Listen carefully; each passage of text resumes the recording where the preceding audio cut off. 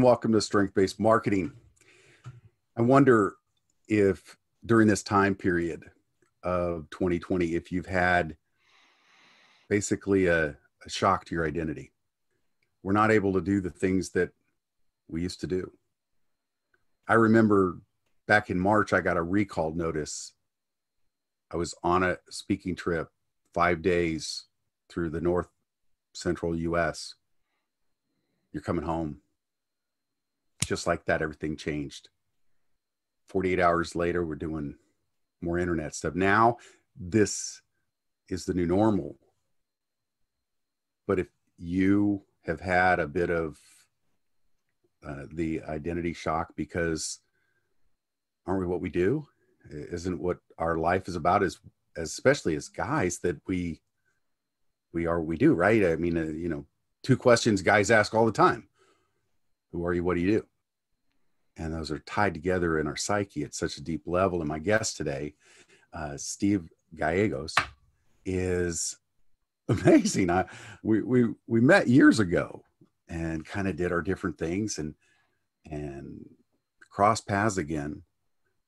And when I found out that he's been everything from a Marine drill sergeant, a lawyer, a police officer, a speaker, a songwriter, and it's like it's just like somebody who can do more than most. And I'm thinking, do you have something that extends 24 hours beyond that, or some sort of time compression little device? Because I'm that nerdy and I would think of those things. But I want to say you'll get a lot out of today. And I want to start, Steve, with your story, man. I see all that and I'm thinking, how did you get that done? Unless you're somehow related to Dorian Gray. So tell me, what's your story? Well, thank you, Patrick. I love the way that you put that in. Thanks for the beautiful introduction.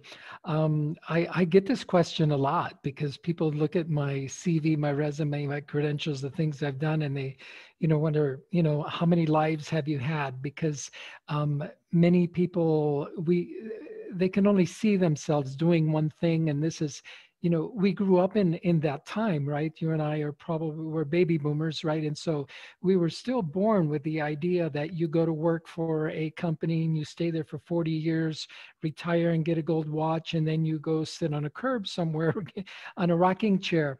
But I think I was just on the outside edge of that ideology, because for me, it just was never, this is what I want to do for the rest of my life. I've known that I've wanted to do different things. And in order to get to do those different things, I had to become different people, if you follow my drift. And so it was never just for me going to get a job and staying there for 40 years. That wasn't the vision that I had for myself. And to be quite frank with you, when I was 17 and I was starting to make the move from being a child to becoming an adult, I didn't have a vision. I remember sitting on the edge of my bed coming home from high school days and wrapping a plastic dry cleaner bag around my head, holding it tightly around my neck, counting down to see how long it would take me to asphyxiate and to end my life. That's where I was at mentally. So it wasn't like I was this whiz kid that had all kinds of skills and abilities, or at least that I knew that I had those as a kid. I grew up being called good for nothing, and as you know, being the master that you are in business and in an influence and in people, that the more you're called something, the more you become that, right? And so we need to be careful what we say to our kids and what we say to our spouses and people that we work with, because the more you say that to them, the more you're programming them, right? As kids, that's what we are. We get programmed with this information. So I was programmed to be a good for nothing. And so eventually the more good for nothing I became, such that I started questioning my purpose, my existence, my value, my self-worth. And somebody gave me a book. It was not somebody, it was my high school girlfriend at the time gave me a book. She knew I was struggling, and she gave me a book by Norman Vincent Peale called The Power of Positive Thinking. I can't tell you that I read that whole book. I don't remember. And I do remember, though, reading these 7 words that Norman said, and it was change your thoughts and change your world. Now, I knew nothing about changing your thoughts. I didn't know it was even possible. And so that was just like a completely foreign concept to me. But I knew that I could change my world, Patrick, because I had run away from home numerous times before in the past. And that was like liberating. It was freedom to me. And so what I did was say, aha, I can change my world. And so I ran away, so to speak. I took my life, as I say. I did take my life, but not in the traditional sense of suicide, although I attempted it. I took my life by joining the United States Marine Corps.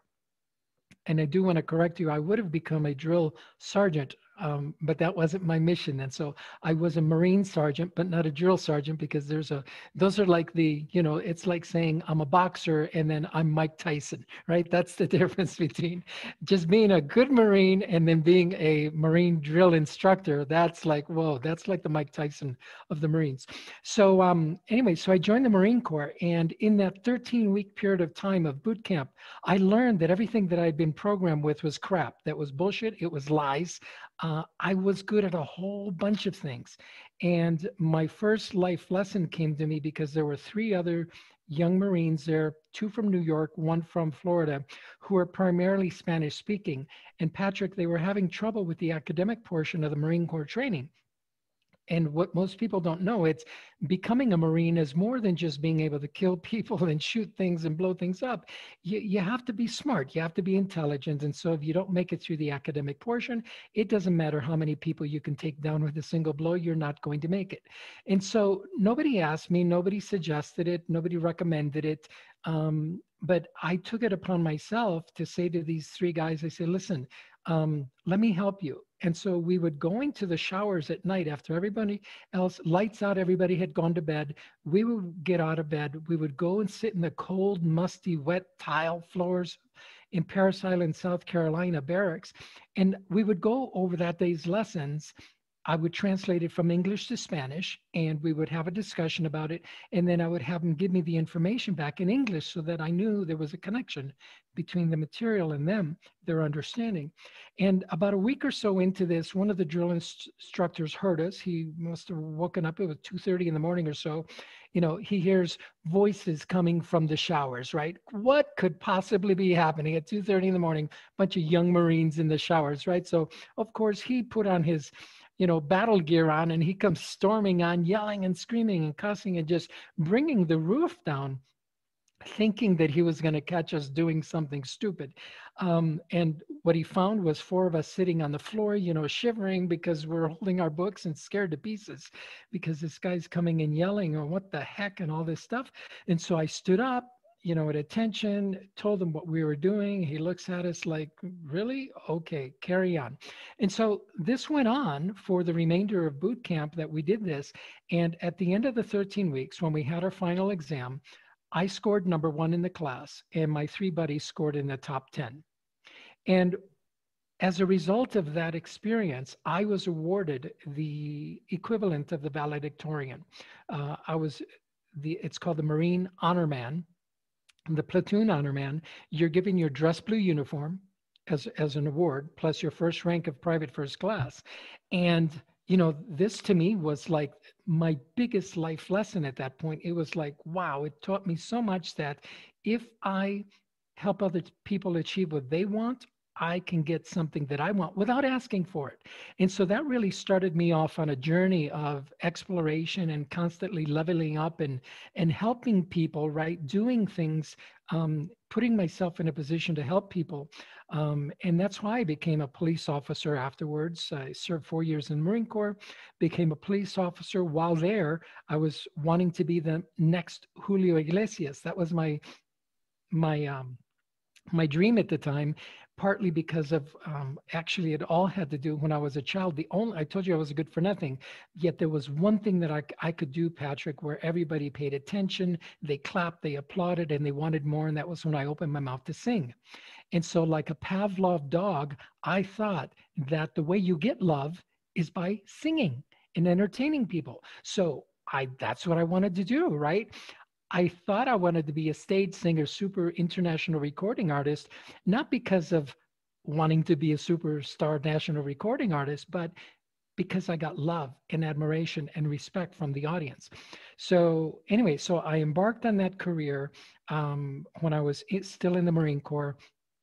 As a police officer, I would go at night and sing in clubs. Of course, that resulted in a lot of conflict with my command captain, tell me, how can you stand there on stage and sing while people in front of you are doing lines of coke and smoking dope and all this other stuff? I go, hey, once I'm in the club, I'm not a police officer anymore. But he said, no, the contrary is true. You're a police officer 24 hours a day, 7 days a week. And so caused some conflict. So anyway, um, during that experience, I was working for the Santa Barbara County Sheriff in Southern California. And one of the judges that I worked for was a former entertainment lawyer, and he knew my dream was to sing. And so he said, hey, why don't you become an entertainment lawyer? And because they own the industry, right? They control everything. And so I thought, wow, that's really cool. So I can advance my music career and I can wear Armani suits too. I said, whoa, this is really cool. I don't have to be a starving musician anymore, right? So that's what I did. So I made the switch from police officer to going to law school at night. After 4 years, I passed the California bar the first time, moved to Los Angeles, and there I am, right in this beautiful, it's like Dorothy arriving in the land of Oz. Fast forward, I get to the point in my career as an entertainment lawyer and as a singer, having opened so many doors that I felt like when Dorothy finally got to Oz and pulled back the curtain and saw this dirty old man pulling the levers, making the noise and all the smoke and stuff, that's what the entertainment industry was for me. Abuse, advantage, um, just horrific stories that my clients shared with me about things that happened to them, but we couldn't do anything about them because you get blackballed in the industry, you'll never work in this town again, kind of thing, right? I personally experienced some things that are just unspeakable. And so I had to really take a look at why do I want this career so much? And in that study of myself and where I was going, where I wanted to go, that's where I came to the realization that I didn't want the stage for the sake of the stage. I didn't want to sing in front of people because I loved it that much. I do love it, but I wanted love. I wanted admiration. I wanted respect. Once I put those dots together, Patrick, I was able to step away from law, step away from music, step away from pursuing that dream, um, and just focus on doing it a different way. And so it was about the time that you and I met in 2004, 2005, 6, 7, that area, where I would go to events like you were hosting and, just to learn more and explore and become a better human and all those kinds of things. And people kept asking me for life advice, for relationship advice, business advice, etc. But I was a photographer at the time. I don't know if you remember. I was a commercial photographer at the time. And while I did really well there in Frisco and North Dallas, people mostly came to me for life advice. And so I started looking into this. And then I realized, aha, there's this thread that connected all my life. As a Marine, as a police officer, as a lawyer, I was always in leadership positions to guide people through life's problems. That was it. Once I realized that, I made the leap to becoming an executive coach, and now I'm an international speaker and author, and guiding people to elevate themselves so that we can all contribute to society at a higher level. And that's what I love doing now. I love the fact that you found your purpose and your passion early, and that it wasn't kind of revealed the kind of the rest of the story until after certain, I want to use the word idols, were kind of pulled down in your mind and in your heart, and then you were released to really see what are you here for. And so that's beautiful. What are you doing for your clients to really help them create the success thereafter? I work primarily with the business community, entrepreneurs, service professionals, and business owners that want to find their voice in a way that they can communicate with their audiences better. So I teach communications, public speaking, persuasion, and influence, because this is, if you're in business and you don't have this ability to talk about your product, much less talk about yourself or all the other things, wonderful things that you're doing, or you don't know how to stand in front of a board of investors, a team of investors, and pitch your idea to them for funding, or if you run a charity organization and you don't know how to go out and ask the community for donations or for grants and those kinds of things, you're going to suffer. And so I realized that this was my magic skill, my superpower that allowed me to get so many things in life. I mean, so many successes. Patrick, I don't know that you know this, but I asked former President Reagan, when he was the president, to help me get my US citizenship. And he did. And this is what made me realize that the power of words, right? The power of our questions, how we position things, how we ask things is means everything to us in business and in life. And so this is what I do. This is how I serve my clients. I teach them how to up level their communication skills so that they can have more persuasion and influence in everything that they do, not just in generating sales, which are important, but in also getting cooperation and the buy-in from your children, from your spouse, from your community, from your co-workers, colleagues, etc. This is the number one skill that I believe that all business owners have, which a lot of them don't. They never focused on it.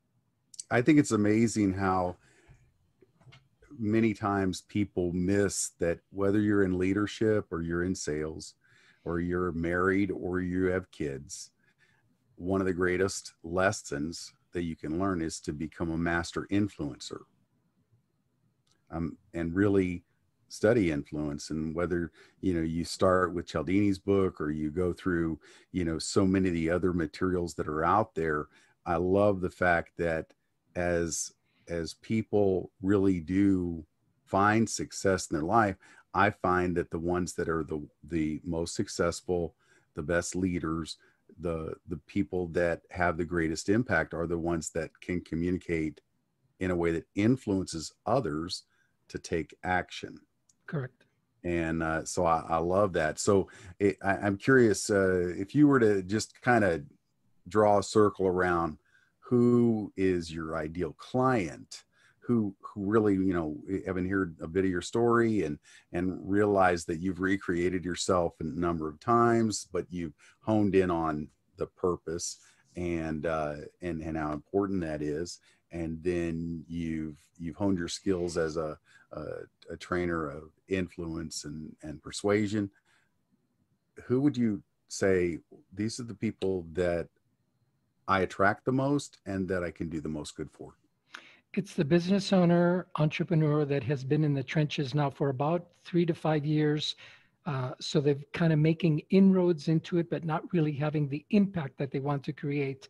And that's who we find is the most amenable to this kind of training at this point, because all we have to do is change the language in how they say things, what they say, and how they look while they're saying it. In other words, how they present themselves. So it's the person that's been out about 3 to 5 years. I've learned that the more seasoned veterans in business, they think, no, it's got to be something else, right? It can't be I've made it this far, right? They won't look that far inside. Not everyone is like that, but most of them shut that out. And then if you haven't been in business long enough, you haven't been kicked around the curb, you still think that you can change the world overnight and make billions of dollars overnight. And so I love working with the ones that have been out there 3 to 5 years in the workplace that say, okay, what I've done has got me here, but now I want to get to the next point and I need more skills. This is the person that I work with and I can help. I love that. It's funny. I know that in the things that I work on with my clients and stuff, like I'm building a mastermind group, and because I love them, I've seen them. You were around when I was running a couple of them, and I saw the incredible results. But I'm curious, in your program, how long does it take to really begin to create some real results for your clients in your process or in your program? Yeah, that's a good question, Patrick. Thank you. It depends on the objective. For example, I've worked with entrepreneurs, startups that want to get ready to pitch, right? A couple weeks down the road. Well, we can get results instantly because we can focus in and really narrow in on creating that perfect pitch that they can, and then practice the delivery. Where someone that just generally wants to become a better communicator and perhaps a stage speaker, like you've done so many times in your career, quite successfully, right? But someone that just wants to have longevity in their career, that can take a longer term, right? It could take 6 months, a year, but it's, they've got to apply themselves daily to do that. So again, it depends on the objective of the client. We can get them ready to do a TED talk, for example. I've done that to get people ready to do a TED talk in a 2-week frame of time frame, pitch to investors, or to just have a longer career. So it really depends on the client. I get that. That's wonderful. And I'm just curious. I love to ask, like, can you give me an example of some of the results that you've been able to create, whether it's the TED Talk or it was it, I mean, where would you say, these are some of the things that I'm the most proud of and help my clients create? Is because I love the startup community, I love the entrepreneurial community, is when they come back to me and say, I nailed my pitch. I've worked with teens. I've helped teens in Dallas. There's an organization in Dallas that actually incubates teens and helps them craft a business, their idea, the teens' business, putting it on paper. They send them out to the marketplace to test the idea, those kinds of things. And so it really gets these kids, they're 16, 17 years old, 15, some of them, from start to finish. And I've trained them a couple of classes of these students, and that's gets me excited, because to see them go from these shy little kids that with their friends, right, they're not shy, right, they talk game all day long, but when it comes to speaking to adults and asking for money and being in the business world, the things that are truly going to make an impact in their life and the life of their families, um, that's what I love to see. I so agree with you. I remember the reason I became a speaker is because I was doing some training that I'd gone through a program. It was a 3-day event on how to process pain rather than run from it, how to find your purpose, your passion, walk into it. And then I helped for a little bit. But as you've seen in your life, I believe that, your gift prepares a place for you to stand. And within 6 months, I was directing that program. And then I started directing this thing 13 times a year. And after about 5 years, I went, when I get done with the weekend, I am so jazzed up, so excited that I can't sleep. My wife would be like, shut up, it's 11:30. We got to go to work tomorrow. Because it was a nonprofit thing. It was just because I love to help people grow. And the reason I was so jazzed out of my mind is I'd seen lives changed like that. Instantly, And right? I went, I'd rather do that than anything else in the world. Mm-hmm. How can I do this Monday through Friday? And ultimately, as things tend to show up, I began to do that. And I know in the last 6 years, this is 2020, in the last 6 years, 200 workshops a year in all 50 states. And I think, wow, it's just doing that thing that you love to do, and then you get to send an invoice, which is awesome. How does somebody get a hold of you if they found this interesting and they want to know more about what you're doing? Steve, where do they go? What do they do?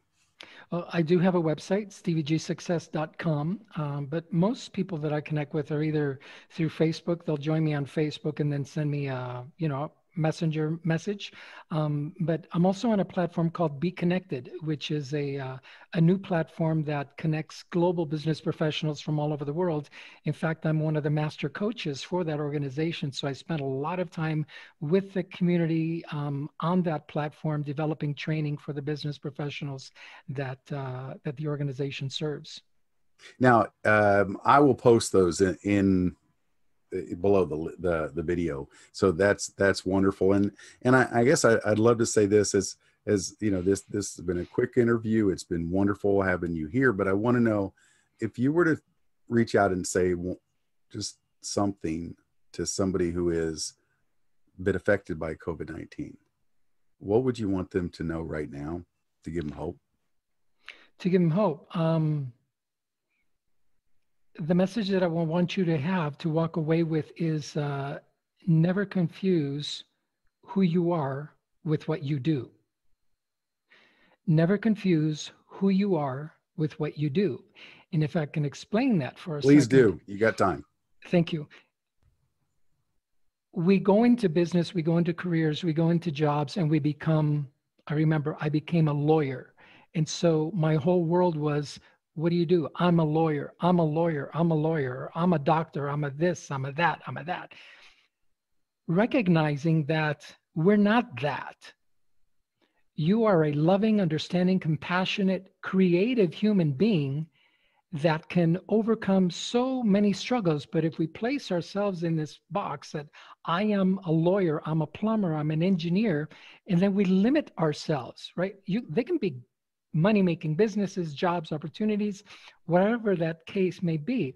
But the human in you can adapt. The human in you can pivot. The human in you can make changes like this if you decide to do that. The lawyer in you can't. Because if I had been a lawyer when this COVID thing hit, my first thought is, oh my gosh, how do I get more clients? How do I, how do I generate more billing, right? How do I generate more cases? And that's very limiting, because it would have prevented me, or it could prevent me from finding another way that I can serve the world in this pandemic time where everybody's now just struggling. The world is coming down around us, right? Politics are, just causing kinds of upheaval. And so there's a lot of uncertainty. And we have the skills, whether you're a lawyer, a doctor, a plumber, a cook, a car wash mechanic, it doesn't matter. You have skills that you can contribute to the world. And so what this pandemic has done, Patrick, is forced me even to find a new and different way to serve. But that could never happen if I stay stuck in this ideal of, I'm a lawyer. Lawyers don't do that, right? Doctors don't do that. And so that's what I recommend to people. Don't confuse what you do with who you are. What you do is simply what you've been trained to do, obviously, what you've chosen to do, what makes money, what brings money into your house. But you are so much more than that. And you can offer the world so much more, but you have to get out of your head that this is who I am. It's not who you are. It's what you do, but it's not who you are. It leads me, though, to what changes did you experience when COVID-19? I told my story, but what about you? How did it shift your business? It shifted because I could no longer do the one-on-ones that I was loving and having so much fun doing. And I'm in Denver now. My wife and I had moved from Dallas to Costa Rica, and we were there for 6 months. And then we decided to come back to the United States. Denver was chosen because of its central location, its beauty, proximity to the mountains, and those kinds of things. But also, I wanted to produce events here. And so I was going to produce this speaker showcase where I was going to bring people in from all over the world to come and train with me in a theater stage environment where we actually put them on stage and with a microphone and lights and video camera and everything so that they can perfect their communication, persuasion, influence abilities, right? Well, COVID just took that completely, pulled the carpet under us. And so I had to find a different way to serve. And as I was reaching out with my connections, trying to figure out what are they doing, what's going on, who needs help, I was brought into and invited because I created the opportunity to join, like I said, the Be Connected platform, which is much like LinkedIn, except that you get to make the connections automatically or through artificial intelligence as opposed to having to search profiles automatically, manually. And so by being of service to them, they invited me to be a master coach in their community. And then as a result of that, I now have become an equity partner in the company. But none of that would have happened, I don't think, had COVID not really put me in a position of, okay, let's pivot. Let's see what else we can do, where else we can serve.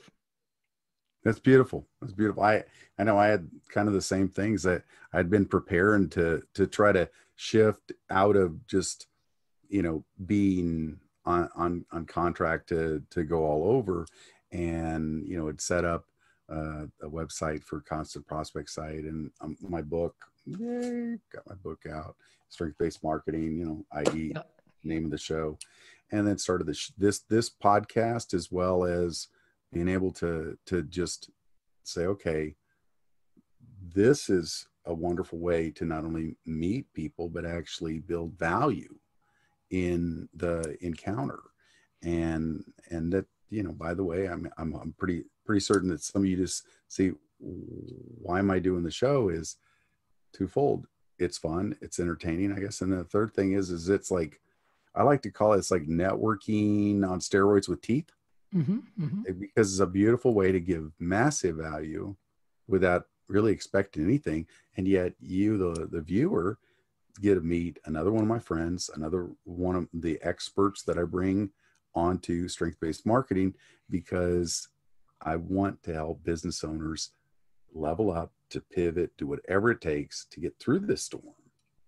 And but Steve, one of the things that I love about not only your life and your story is that you're someone who has continued to be a learner, but knowledge isn't power.